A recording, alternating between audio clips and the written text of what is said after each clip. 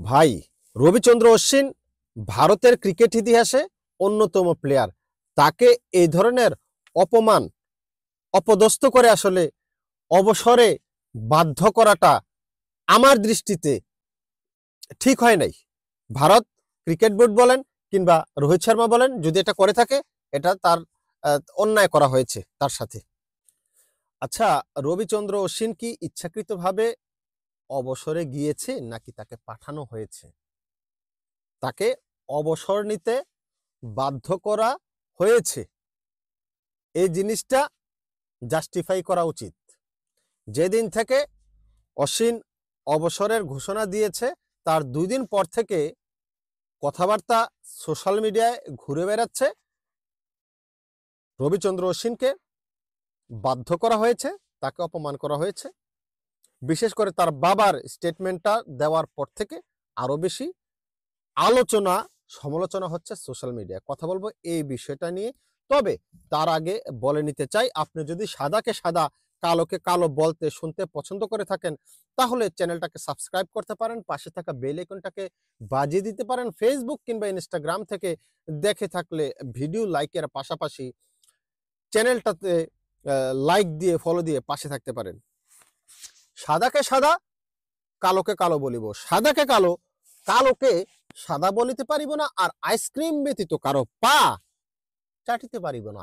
Hello viewers, it's me Roni bro, welcome to another new video. কথা বলছিলাম অশ্বিনকে নিয়ে, যে রবিচন্দ্র অশ্বিন অবসরের ঘোষণা দিয়েছে। সেখান থেকে অনেক জল্পনা কল্পনার ডালপালা মেলেছে সোশ্যাল মিডিয়ায়।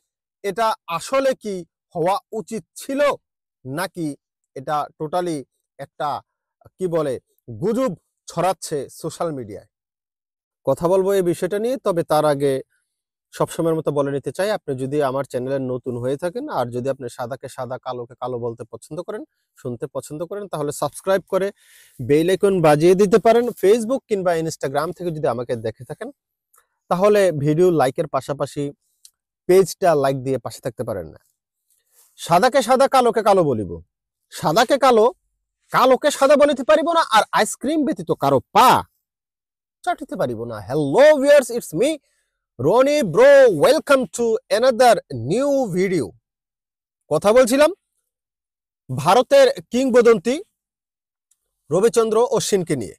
দেখেন, অশ্বিন অস্ট্রেলিয়ার সাথে বর্ডার গাভাস্কার টেস্ট সিরিজ চলাকালীন অবস্থায় অবসরের ঘোষণা করেছে। সবাই জেনে গেছেন, ঘটনা পুরানো, কিন্তু নতুন একটা ঘটনা সোশ্যাল মিডিয়ায় ঘুরপাক খাচ্ছে, যে অশ্বিনকে অপমান জনকভাবে কিংবা কি বলে তার সম্মানের সাথে বিদায় দেওয়া হয় নাই।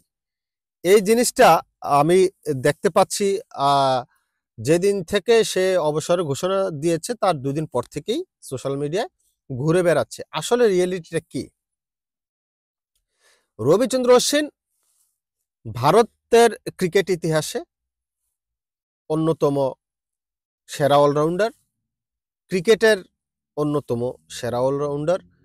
নট অনলি ভারত, সারা ক্রিকেট বিশ্বেই রবিচন্দ্র অশ্বিন অন্যতম অলরাউন্ডার। সম্মানিত ব্যক্তিকে সম্মান জানানোটাই হচ্ছে ক্রিকেটের ধর্ম।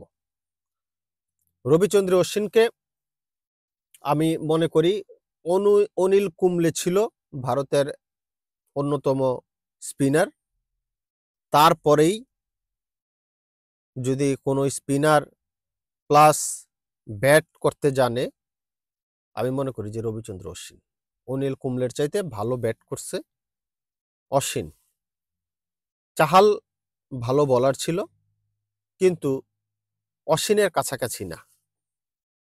ইন্ডিয়ার ইতিহাস ইতিহাস যদি ঘাটাঘাটি করা হয়, আমার কাছে মনে হয় যে সবাই এক বাক্যে স্বীকার করবেন যে রবিচন্দ্র অশ্বিন ভারতের ইতিহাসে 1 নম্বর অলরাউন্ডার। জাদেজা তারপরে আছে, কিন্তু অশ্বিনের অন্যতম সবচাইতে যদি আপনি বিচার করেন সবচাইতে অলরাউন্ডার হিসাবে, তাহলে অশ্বিন 1 নম্বরে থাকবে। ইন্ডিয়ার ইতিহাসে। এখন যে কথাটা চড়াও হয়েছে নেট দুনিয়ায় সেটা হচ্ছে তাকে অপমান করা হয়েছে কিংবা তাকে আপত্তিকর ব্যবহার করা হয়েছে তার সাথে। এখন ঘটনাটা আসলে রিয়েলিটিটা আসলে কি এই জিনিসটা ক্লিয়ার না। যেহেতু অসীম সরাসরি এই ব্যাপারে কিছু বলছে না, তার মানে হচ্ছে রিয়েলিটিটা আসলে ক্লিয়ার না। কিন্তু অশ্বিনের বাবা যে মন্তব্যটা করেছে যে তার স্ট্রোক করার মতো অবস্থা হয়েছিল, সেটা আসলে দুঃখজনক। সেটা ক্রিকেটের জন্য দুঃখজনক, ভারতের জন্য দুঃখজনক। কারণ এমন একজন কিংবদন্তি যা কিনা সে ডিজার্ভ করে তা যদি না পায়, তার সাথে যদি ওই ব্যবহারটা না করা হয়, সেটা ঠিক না। অশ্বিন ভালো ক্রিকেটার বলেই না, যে কোনো ক্রিকেটারের সাথেই যখন মনোমালিন্য হবে, কোনো কিছু বনিবনা হবে না, ওই সুন্দরভাবে এটা মীমাংসা করাই শ্রেয়, মীমাংসা করাই ভালো বলে আমি মনে করি। আর যখন আপনি একজন ক্রিকেটার বিশ্বমানের বিশ্বসেরা অলরাউন্ডারের কাছাকাছি থাকবে, বা কিছুদিন অনেকদিন তো বিশ্বসেরা অলরাউন্ডার ছিল বাংলাদেশের সাকিব আল হাসান কিংবা রবিচন্দ্র অশ্বিন, তারা তো ওই লেভেলের। এখন সেই জায়গাটা থেকে যদি তার সাথে অন্যায়ভাবে কিছু হয়ে থাকে, সেটা আসলে ঠিক না, এটা প্রতিবাদ করা উচিত। এটা ক্রিকেটের সাথে যায় না। আমি আশা করি এই জিনিসটা আসলে খোলাসা করা দরকার। রবিচন্দ্র অশ্বিন জিনিসটা আসলে ক্লিয়ার করা উচিত যে তার সাথে কার বনিবনা হয় নাই, বা তাকে কটূক্তি কে করেছে, রোহিত শর্মা নাকি ক্রিকেট বোর্ডের কেউ, শীর্ষ পর্যায়ের লোকজন। এই জিনিসটা ক্লিয়ার করা উচিত। কারণ জিনিসটা যতই দিন যাচ্ছে জল ঘোলা হচ্ছে, জিনিসটা ক্লিয়ার করে দেওয়া উচিত। আপনারা আপনাদের মতামত মন্তব্য কমেন্ট বক্সে করতে পারেন। যদি এই ধরনের কিছু হয়ে থাকে, এটা হওয়া আদৌ যৌক্তিক কিনা। সবাই ভালো থাকবেন, সুস্থ থাকবেন। কমেন্ট বক্সে সবার মতামত মন্তব্য আশা করছি।